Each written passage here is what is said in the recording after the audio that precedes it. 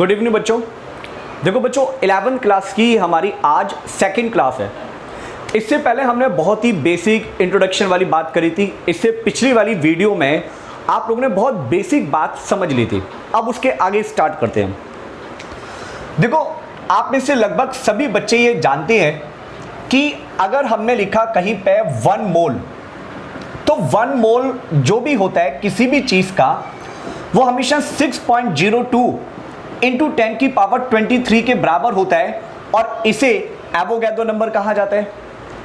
ये चीज़ आप सभी बहुत अच्छे से जानते हैं कि 1 मोल एवोगैड्रो नंबर के बराबर होता है। ऑलराइट, मैंने पिछली क्लास में जो लास्ट क्लास ली थी उसे थोड़ा सा रिवाइज कराता हूँ कि मैंने क्या बताया था।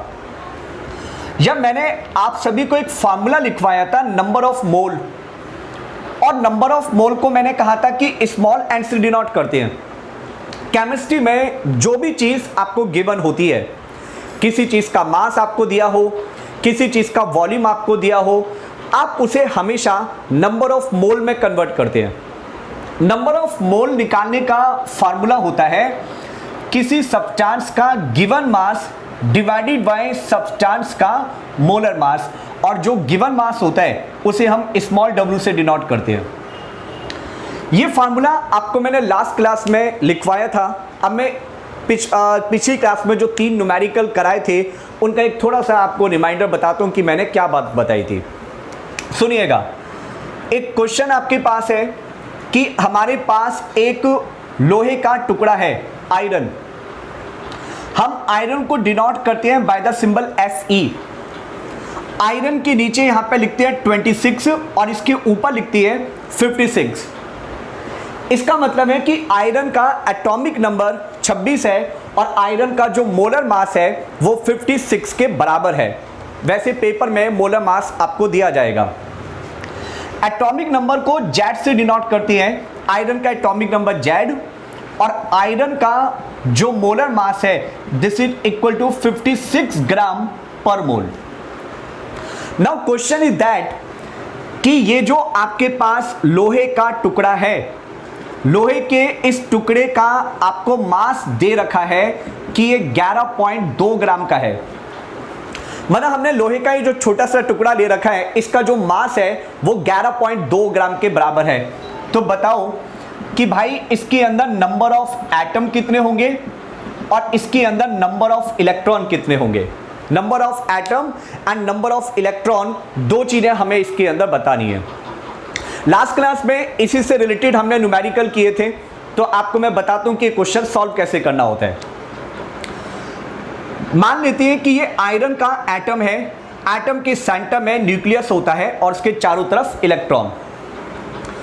तो ये हमारे पास इसमें आयरन के काफी सारे एटम हैं। ये सारे के सारे एटम किसके हैं? आयरन के।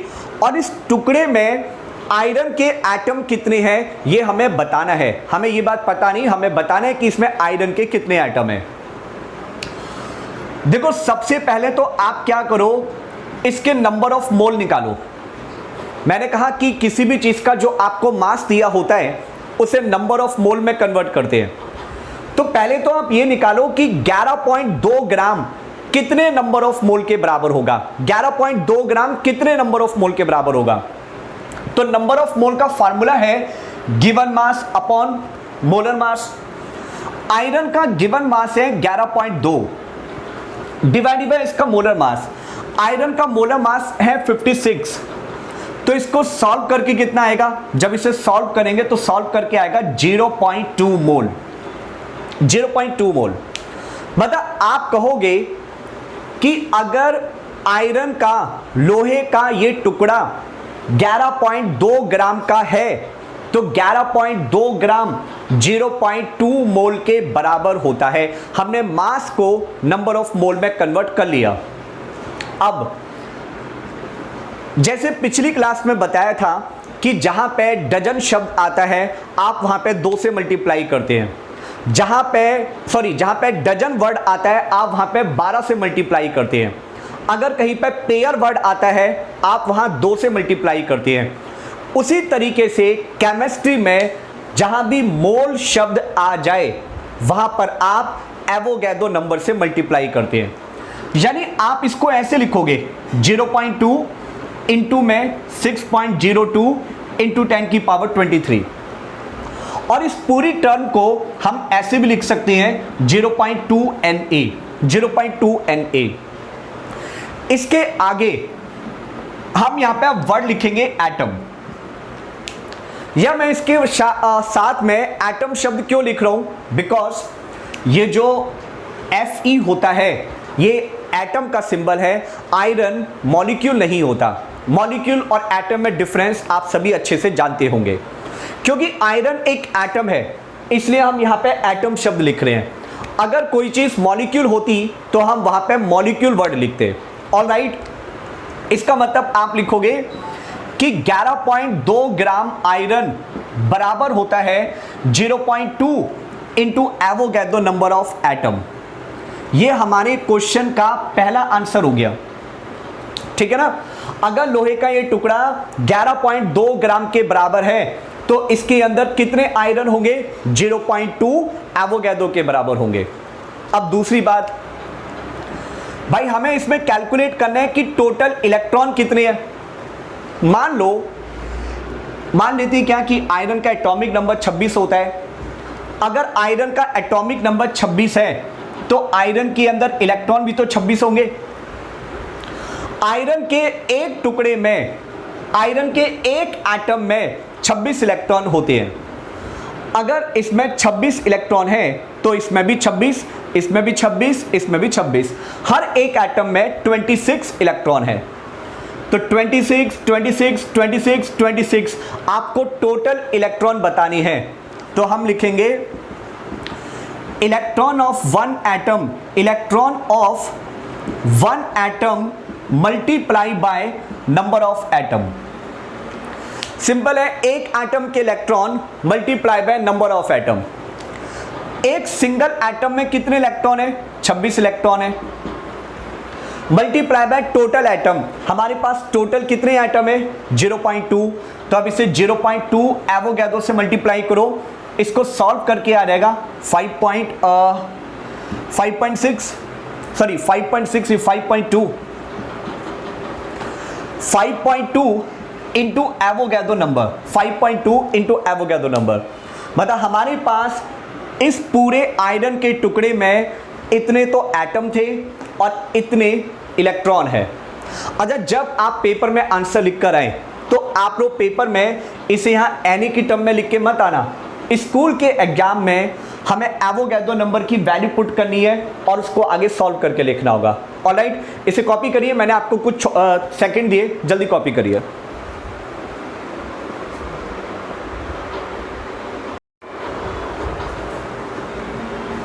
ठीक है, अभी मैंने आपको ये दोबारा से बताया कि नंबर ऑफ मोल का मतलब क्या होता है। अब इसके आगे कंटिन्यू करते हैं। भाई 1 मोल हमारा एवोगैड्रो नंबर के बराबर है। आप लोग एक हेडिंग लिखो, हेडिंग है mass and volume relation. Mass and volume relation. आप लोगों ने एक काम करना, जब भी आप ये वीडियो देख रहे हैं तो मेरे साथ साथ आप कॉपी पर नोट करते जाना और एकदम परफेक्ट एंड प्रॉपर नोट्स बनाइएगा। आगे बताते हैं मास एंड वॉल्यूम रिलेशन। किसी चीज़ के मास और वॉल्यूम में क्या रिलेशन होता है। वैसे तो हम एक फार्मूला पढ़ते हैं डेंसिटी के नाम से। डेंसिटी हर सब्सटेंस की फिक्स होती है। जैसे पानी की डेंसिटी 1 ग्राम पर सेंटीमीटर क्यूब है, लोहे की डेंसिटी 7.3 ग्राम पर सेंटीमीटर क्यूब है। दुनिया में सभी चीज़ों की डेंसिटी फिक्स होती है। डेंसिटी निकालने का आप एक फार्मूला लिखते हैं, मास डिवाइडेड बाय वॉल्यूम। ये डेंसिटी निकालने का फार्मूला होता है। अगर हमें किसी चीज़ की डेंसिटी पता है, किसी चीज़ का वॉल्यूम पता है, तो आप उसका मास कैलकुलेट कर सकते हो। मतलब जैसे अगर हम कहते हैं कि हमारे पास पानी 2 लीटर है तो पानी का मास कितना होगा, पानी की डेंसिटी कितनी है 1, और पानी का वॉल्यूम कितना है 2 लीटर, तो फिर पानी का मास कितना आएगा 2 किलोग्राम। एक्चुअली में पानी का मास और वॉल्यूम बराबर है। तो वेल, कोई भी अगर एग्जाम्पल होता है, आप किसी भी एग्जाम्पल में डेंसिटी से मास से वॉल्यूम या वॉल्यूम से मास कैलकुलेट कर सकते हो। ये फार्मूला एक कांस्टेंट है, यूनिवर्सल। पर आज हम सीखेंगे इसके अलावा मास और वॉल्यूम में क्या रिलेशन हो सकता है। पहली बात, मैं आपको ये जो भी चीज़ बताने जा रहा हूँ ये जो हम पढ़ने जा रहे हैं टॉपिक, ये हम सिर्फ गैस के लिए पढ़ने जा रहे हैं। मतलब अभी हम ये जो रिलेशन पढ़ेंगे ये सिर्फ गैस के लिए एप्लीकेबल होता है, गैस के अलावा सॉलिड या लिक्विड के लिए एप्लीकेबल नहीं है। पहली बात तो ये फिक्स रखना। दूसरा, आप लोग जानते हैं कि टेम्परेचर क्या होता है भाई। जैसे हमारी बॉडी का टेम्परेचर 37 डिग्री सेल्सियस होता है, एंड आपको पता है कि पानी जो है 0 डिग्री से नीचे जाने पर आइस में कन्वर्ट हो जाता है, 0 डिग्री से ऊपर जाने पर आइस मेल्ट होकर पानी में कन्वर्ट हो जाती है।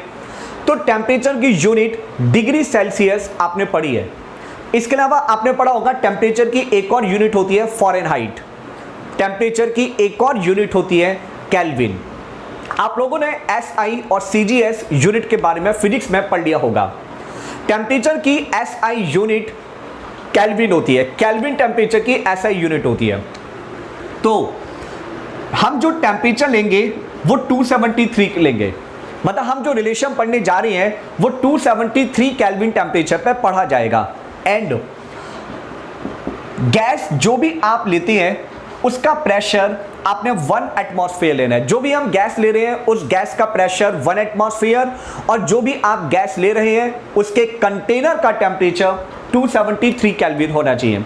देखो आप सभी ये तो जानते हैं कि टेम्परेचर की एक यूनिट होती है डिग्री सेल्सियस। इसके अलावा टेम्परेचर की स्टैंडर्ड यूनिट क्या होती है? केल्विन।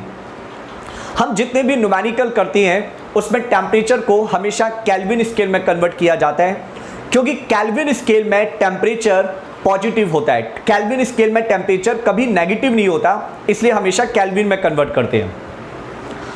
मान लो आपके पास टेम्परेचर डिग्री सेल्सियस में दिया है, तो आप उसके अंदर 273 ऐड करो।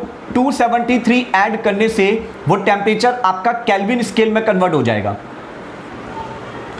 मतलब अगर हमें डिग्री सेल्सियस को केल्विन में कन्वर्ट करना है तो उसमें 273 ऐड कर देते हैं। जैसे 0 डिग्री सेल्सियस, 0 डिग्री सेल्सियस अभी मैंने कहा 0 डिग्री पे पानी और आइस के बीच में इक्विलिब्रियम होता है।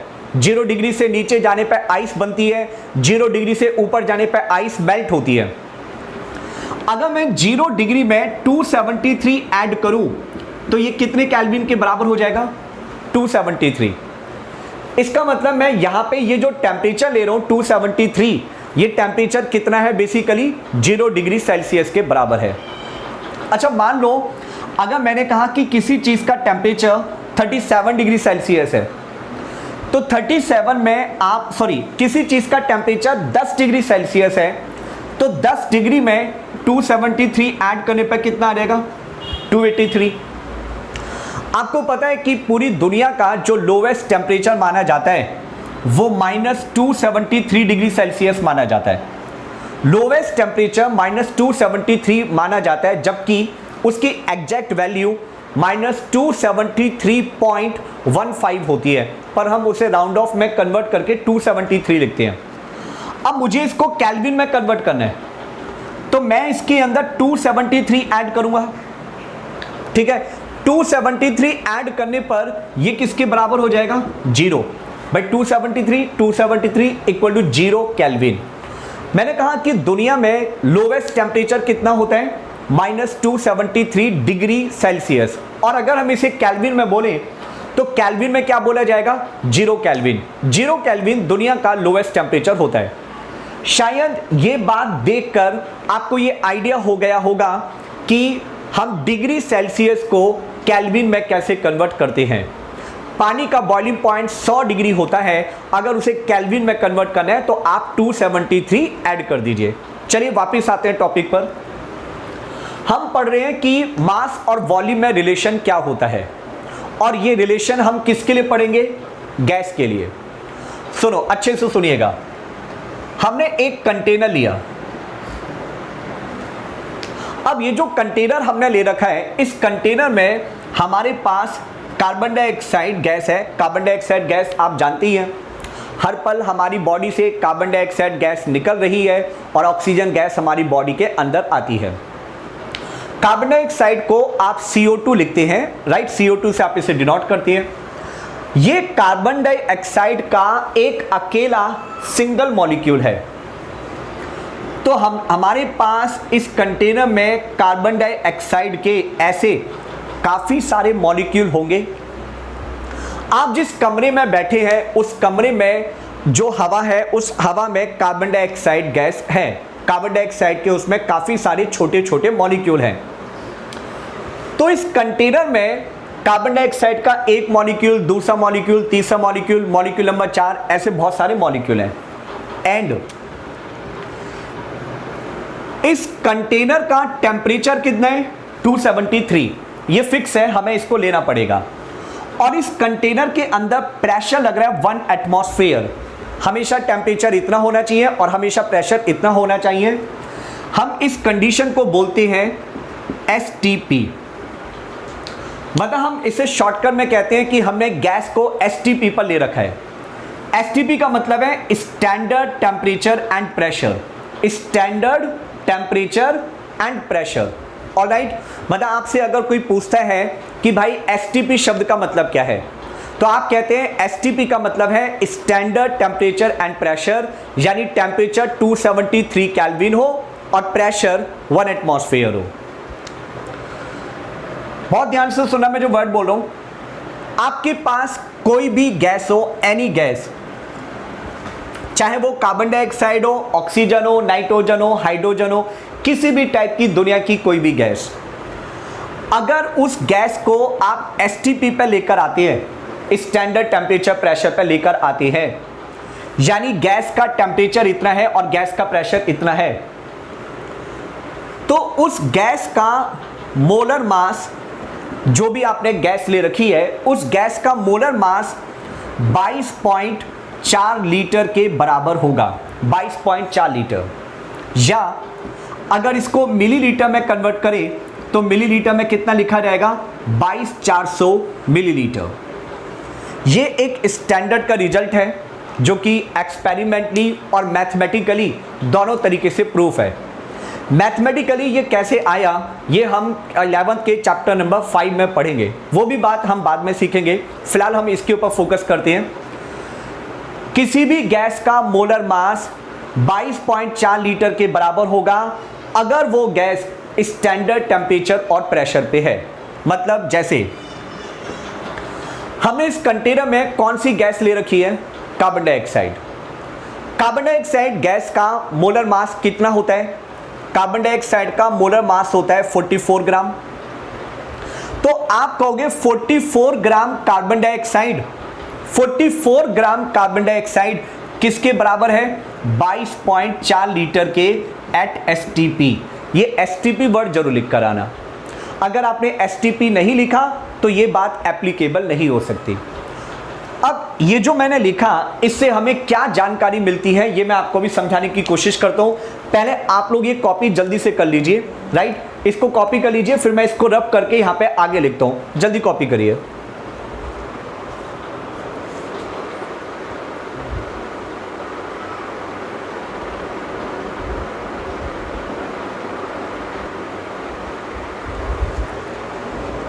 ठीक है, अब जरा आगे सुनो।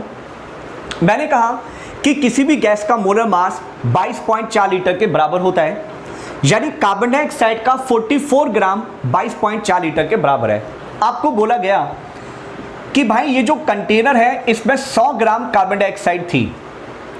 अगर इसमें 100 ग्राम कार्बन डाइऑक्साइड थी तो उसका वॉल्यूम कितना होगा? 100 ग्राम कार्बन डाइऑक्साइड कितने वॉल्यूम के बराबर है? इस वाली लाइन से आप लिख रहे हैं कि 44 ग्राम 22.4 लीटर के बराबर है, तो आप यहां से क्या लिखोगे? 1 ग्राम कार्बन डाइऑक्साइड कितना हो जाएगा? 22.4 डिवाइडेड बाय 44 लीटर। अगर कार्बन डाइऑक्साइड का 1 ग्राम 22.4 डिवाइडेड बाय 44 लीटर के बराबर है, तो 100 ग्राम किसके बराबर हो जाएगा?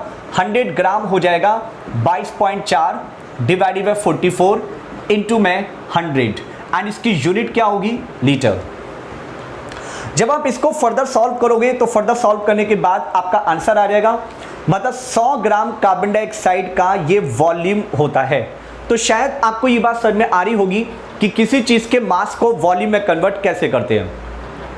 अब जरा आप इसको फॉलो करते हुए एक छोटा सा क्वेश्चन सॉल्व करिए कि हमारे पास ये एक कंटेनर है और इस कंटेनर में हाइड्रोजन गैस है।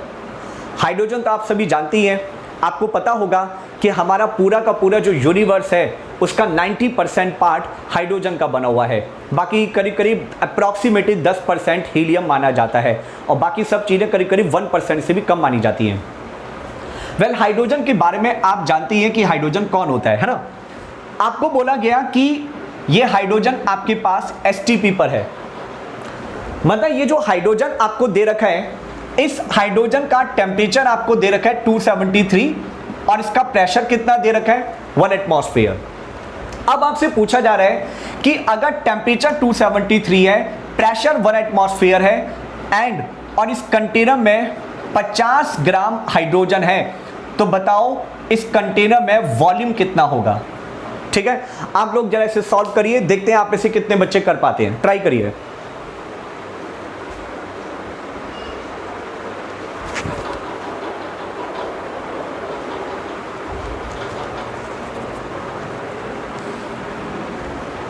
शायद आप लोग ने आइडिया लगा लिया होगा। जब भी आप ये क्वेश्चन करते हैं, आप वीडियो को बीच में पॉज कर दिया करिए एंड फिर उसके बाद कॉपी करा करें, आप लोग आंसर सोचो और फिर उसके बाद वीडियो दोबारा से ऑन करके चेक करें कि आपका सोचा गया आंसर गलत है या सही है। चलो इसके ऊपर आते हैं।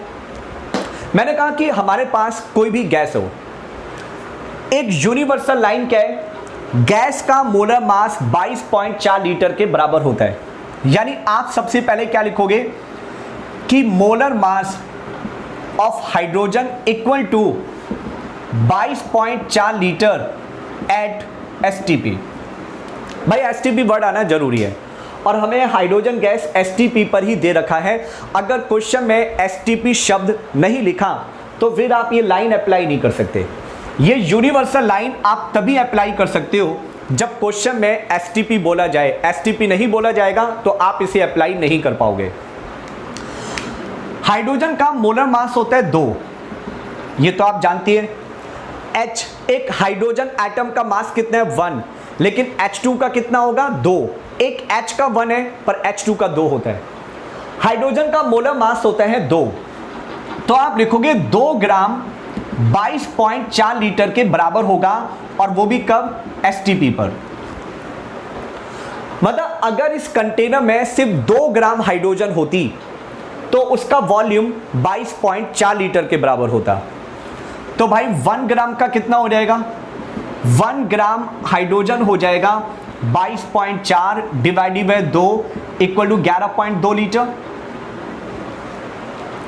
अगर इस कंटेनर में H2 1 ग्राम होता तो वो 11.2 लीटर के बराबर होता। हमें कितना दिया है 50 ग्राम।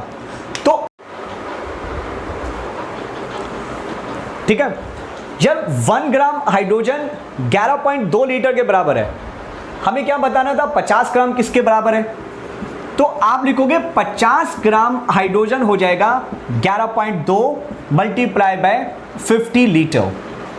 तो आप लोग देख रहे हैं, आप लोग ये चीज सीख चुके हैं कि अगर हमें किसी चीज का मास दे रखा है तो वॉल्यूम कैसे निकालना है, या अगर आपको वॉल्यूम दे रखा है तो मास कैसे निकालना है।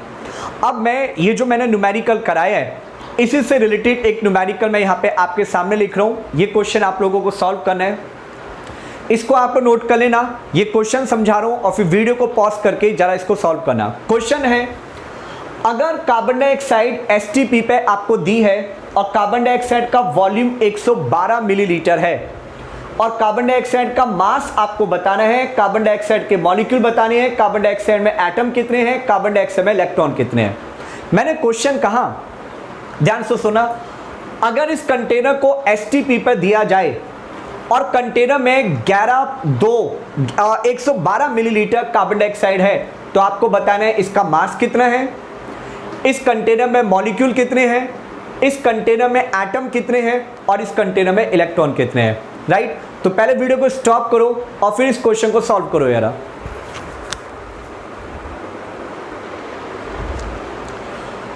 देखो बेसिकली इस क्वेश्चन के अंदर आज की क्लास का कॉन्सेप्ट और पिछली क्लास का जो कॉन्सेप्ट था वो दोनों आपने कंबाइन करने हैं।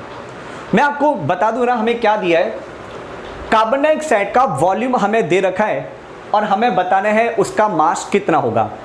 चलो सबसे पहले हम इसका मास कैलकुलेट करते हैं, यानी क्वेश्चन का पहला पार्ट हमें बताना है कि इसका मास कितना होगा। अभी हमने कॉन्सेप्ट क्या पढ़ा कि 22.4 लीटर मोलर मास के बराबर होता है, तो आप ऐसे लिखोगे 22.4 litre of carbon dioxide at the STP equal to molar mass, ये बात तो फिक्स है ना कि किसी भी चीज का मोलर मास 22.4 लीटर के बराबर है। यार अब की बार मैं वॉल्यूम को यहां पे लिख रहा हूं और मास को मैं राइट साइड में लिख रहा हूं, बिकॉज जो हमें कैलकुलेट करना होता है उसे राइट साइड में लिखा जाता है। तो मास को मैंने राइट साइड में लिखा है और वॉल्यूम को मैंने लेफ्ट हैंड साइड में लिखा है। अच्छा, अगर इसको मिलीलीटर में कन्वर्ट करें, लीटर से मिलीलीटर में, तो फिर इसको क्या लिखा जाएगा, 22,400 millilitre carbon dioxide at the STP equal to carbon dioxide का molar mass 44 gram, carbon dioxide का मोलर मास 44। यानी अगर ये कंटेनर 22,400 मिलीलीटर होता तो इस कंटेनर का मास कितना होगा, 44 ग्राम।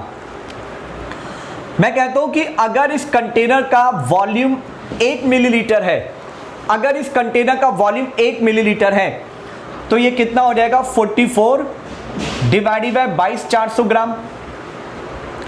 कंटेनर का वॉल्यूम कितना है, 112, तो आप लिखोगे 112 मिलीलीटर कार्बन डाइऑक्साइड, ये हो जाएगी 44 मल्टीप्लाई बाय 112 डिवाइडेड बाय 22,400। जब आप इसे सॉल्व करोगे तो ये आएगा 200 एंड 200 से सॉल्व करके आ जाएगा 0.2 ग्राम। ये आपका पहला आंसर आ गया, 0.22 ग्राम। तो शायद पिछले जो हाइड्रोजन वाला क्वेश्चन था और ये वाला न्यूमेरिकल, इससे आप लोगों को पूरा आइडिया हो गया होगा कि वॉल्यूम से मास कैसे निकालना है और मास से वॉल्यूम कैसे निकालना है। इस वाले न्यूमेरिकल में हमें वॉल्यूम दिया था और हमने वॉल्यूम को मास के अंदर कन्वर्ट किया था। अब जरा इसके आगे का पार्ट सॉल्व करते हैं। इसके आगे हमें मॉलिक्यूल, एटम और इलेक्ट्रॉन, 3 बातें निकालनी है। अच्छे से समझिएगा यार, अब जो हम सॉल्व करने जा रहे हैं वो पिछली क्लास में हमने जो पढ़ा था उससे रिलेटेड है, पिछली क्लास वाले टॉपिक से रिलेटेड है। तो पहले मैं इस क्वेश्चन का सेकंड पार्ट कर रहा हूं, नंबर ऑफ मॉलिक्यूल। हमने पढ़ा ना कि केमिस्ट्री में सभी चीजों को नंबर ऑफ मोल में कन्वर्ट करो। आप सबसे पहले ये कैलकुलेट करिए कि 0.22 ग्राम कार्बन डाइऑक्साइड कितने मोल के बराबर होगा। नंबर ऑफ मोल का फार्मूला होता है given mass divided by molar mass. भाई गिवन मास है 0.22, गिवन मास आपको दे रखा है 0.22 और मोलर मास है 44। यानी कार्बन डाइऑक्साइड के नंबर ऑफ मोल कितने हो जाएंगे, इसको सॉल्व करने के बाद ही आ जाएगा 1/200 मोल। ये तो याद है ना कि किसी भी चीज के मास को नंबर ऑफ मोल में कन्वर्ट कैसे करते हैं। हमने उसके नंबर ऑफ मोल निकाल लिए कि 0.22 ग्राम कितने मोल के बराबर होगा। फिर क्या करना होता है, जैसे मैंने कहा था डजन हटाने के लिए 12 से मल्टीप्लाई करते हैं, पेयर हटाने के लिए 2 से मल्टीप्लाई करते हैं, वैसे ही ये मोल शब्द हटाने के लिए आप एवोगैड्रो नंबर से मल्टीप्लाई करोगे। यानी आप लिखोगे 1/200 मल्टीप्लाई बाय 6.02 10 की पावर 23 और इसके आगे वर्ड आ जाएगा मॉलिक्यूल ऑफ कार्बन डाइऑक्साइड। ये हमारा सेकंड आंसर हो गया। अच्छा, मैं यहां पे एटम शब्द नहीं लिख रहा, मैं मॉलिक्यूल वर्ड लिख रहा हूं। व्हाई?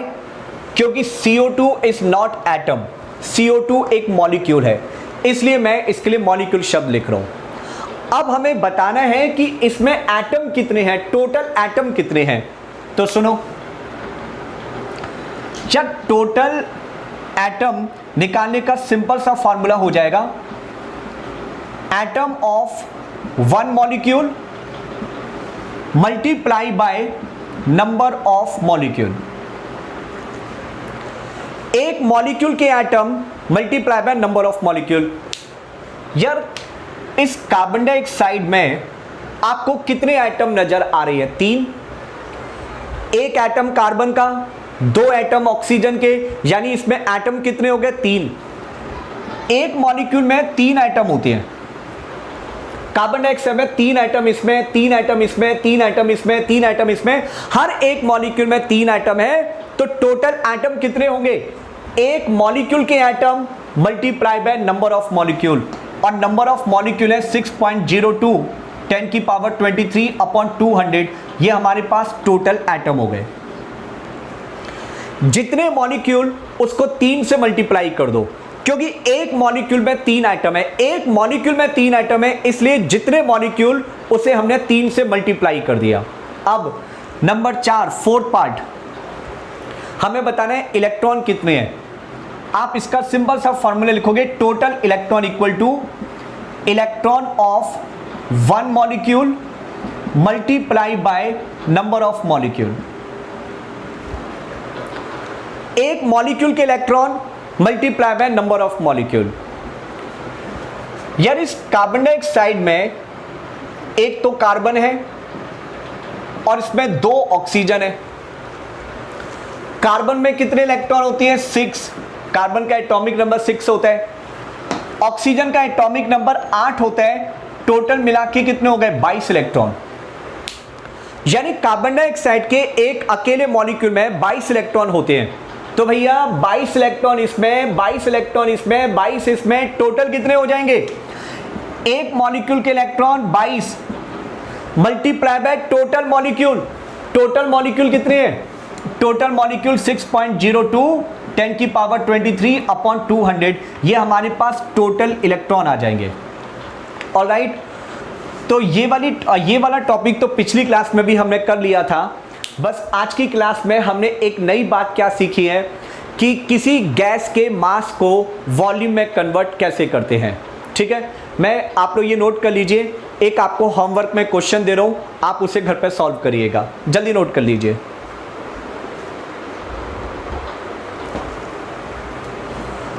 तो भाई ये न्यूमेरिकल है छोटा सा, आप लोग घर पे ट्राई करना।